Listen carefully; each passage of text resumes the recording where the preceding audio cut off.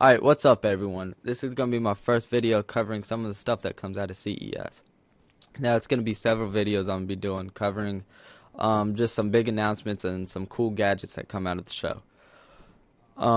Now each video is just going to hit a few of them. I'm not going to be able to get to everything. That'd be way too much to do. But the first one I want to talk about is Windows 7 Mobile. Now Windows Mobile has been like in the back of people's minds in terms of good quality phones.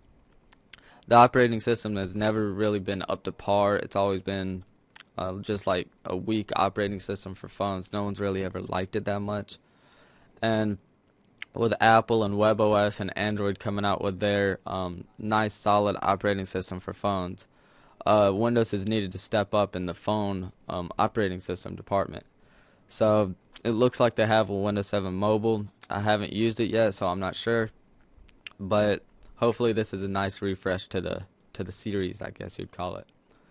Moving on from that, as most of you probably know, at&t is getting some WebOS phones, which is like the Palm Pixie and the Palm Pre, and I think 5 Android phones. I'm not sure on which phones that they are, but it would be nice for at&t customers that maybe have an iPhone, but maybe they're wanting some other operating system, maybe some an open source one like Android and stuff, where they can get more applications that aren't under Apple's control, I guess you'd call it. But it's nice for at&t customers to have more of a variety than just the iPhone as being their main smartphone. Moving on from that, Samsung is coming out with a new phone that has a projector built in. Now the phone is your standard touchscreen phone with a AMOLED screen, 5 megapixel camera, but with the projector in it, it makes it a good bit thicker than like an iPhone, you'd say. It's still, I guess it's still pretty slim for having a projector in it, because most projectors you see are like that big, and it has one in like a phone. I'm assuming this will drain the battery a good bit when you have it on, but basically you just project it just like a projector, shine it anywhere, and it'll project the image onto the wall. Self-explanatory, but or wherever you're pointing it. But it can go like down to a couple inches and up to like above 50 inches and stuff with the 2000:1 contrast ratio. It looks pretty nice. I haven't used it, so I can't tell you anything about it that much, but it's pretty cool that they're putting a projector in a phone. Now, if they keep this going, I'm pretty positive they're going to be like as technology advances, they'll be able to get HD or projectors into the phones and stuff, and maybe even some of the technology that I'm about to cover right here. That being a segue, crappy segue, but moving on to the Light Touch device. It's made by Light Blue Optics. Basically, what this device is like a tower thing that has a laser projector on it and like a camera to track your senses or emotions, and basically it projects an image onto any surface that you have it set on, and it makes it touch capable, something like that. Yeah, makes it compatible for touch. Yeah, there you go. And it's just projection, which is pretty cool. And now it's only single touch at the moment, but they said they can tweak it, just a tweak of the software in it, and it can become multi-touch. And at that, speaking of the software, it's running on Windows CE, and it looks pretty nice. Out of the video, some of the videos I saw, it had a little bit of latency to it. I mean, it was pretty fast in some departments, but some of the stuff you can tell were kind of lagging. I'm assuming they'll smooth that up. But it was surprisingly very, very accurate. Well, like when I went to click on the video, I was like, this is just gonna be some crappy, basically gimmick thing that people are gonna sell and try to get some money off of. But it was surprisingly really cool. It was color and everything. And moving on from that, Power Mat, as most of you have probably seen by now, are basically just strips of just basically a little strip thing that has 3 different sections on it that you can set a phone or an iPod or whatever with a special case on it. Just set it on the power mat and it will wirelessly charge. Basically, that's the whole point of the power mat, is for wireless charging. But before, you needed some kind of a case like this that I have on my iPod. It was kind of like this case, but it had a big, bulky, like battery type of thing sticking out the back, and it came out about that far, not that far, that far from the back of it, and it would just be this big like block, silver block on the back of a case, and look, it was really unattractive. It didn't look that good at all. But now what they're coming out with is power mat batteries, specialized to wirelessly charge on the power mat.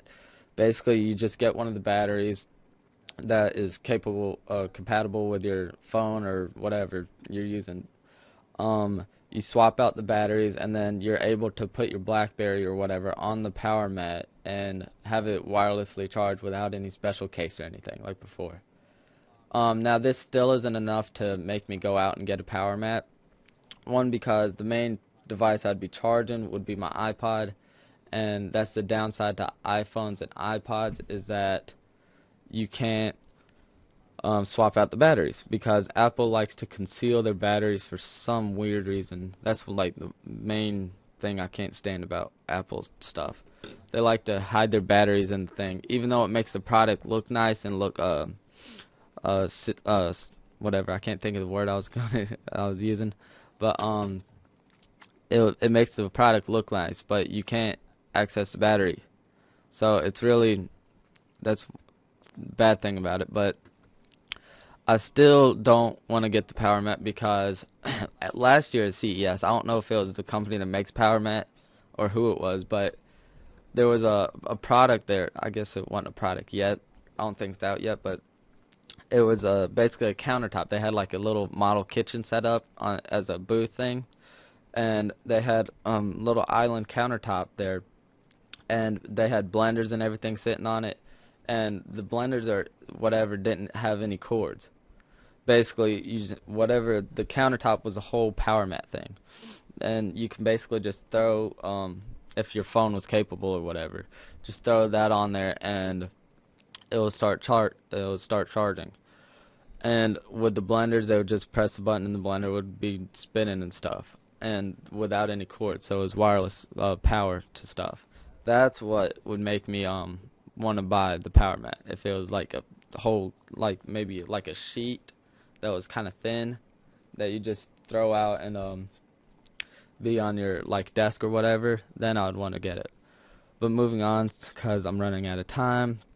Next thing I want to talk about is a Toshiba Cell TV. Now, this is basically what it says, it's a TV. But what Toshiba is claiming is that it can change 2D video into 3D on the fly. So basically, you pop a DVD in, and as the video is coming through to the TV, I guess separates the images and makes it go to for each eye to see. And it's supposed to make it 3D. I'm very skeptical on this, though. I don't think it's going to work that well. I mean, I guess they can prove me wrong, because I don't know that much about the technology behind it. But I'm very skeptical about that. So, even stuff that's not shot with a 3D camera, I don't see how they do that. But moving on from that, wrapping this up real fast, is at the Microsoft keynote, I said I might do a video of a summary of the keynote. I'm not going to. I'm just going to hit some of the topics here. In the Microsoft keynote, they announced that Project Natal is coming holiday 2010. Now, it was rumored that it was going to be in fall 2010, but holiday 2010 is basically around the same time, just in the winter. I can't wait for that. That's going to be cool.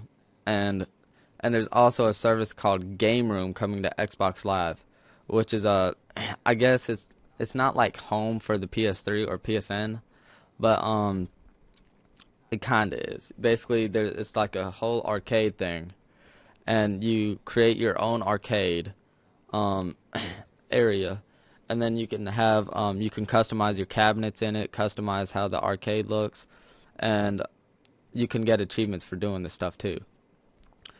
In the or game room, but and it has, I forgot how many titles, but they're all like tons of old arcade titles from back during the early days of gaming.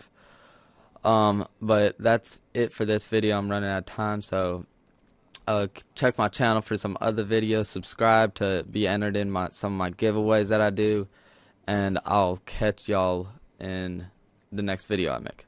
Alright, see ya.